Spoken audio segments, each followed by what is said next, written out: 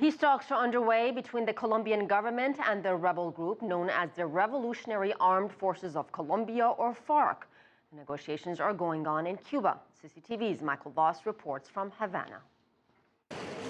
The FARC rebel negotiators arrived for this latest round of talks prepared to confront what their newsletter describes as the most thorny issue so far: how to compensate victims of the conflict.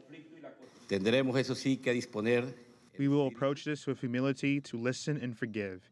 Here I refer to all sides in Colombia. We must leave behind the feeling of hatred and revenge if we really want to achieve a homeland in peace. The 50-year-long conflict has killed more than 200,000 people and forced millions more from their homes.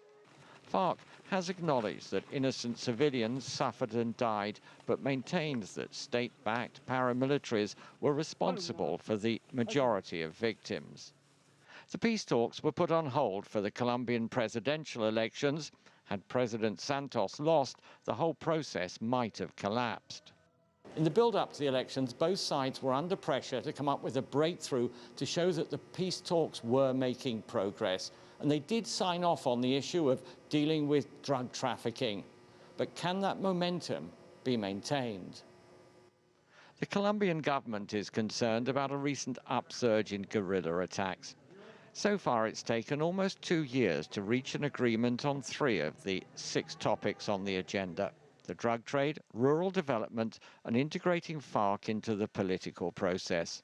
This is now in jeopardy after a recent Colombian High Court ruling that rebels guilty of atrocities cannot hold public office. The first victims of the conflict are due to bring their side of the story to the table later this week. Michael Voss, CCTV, Havana.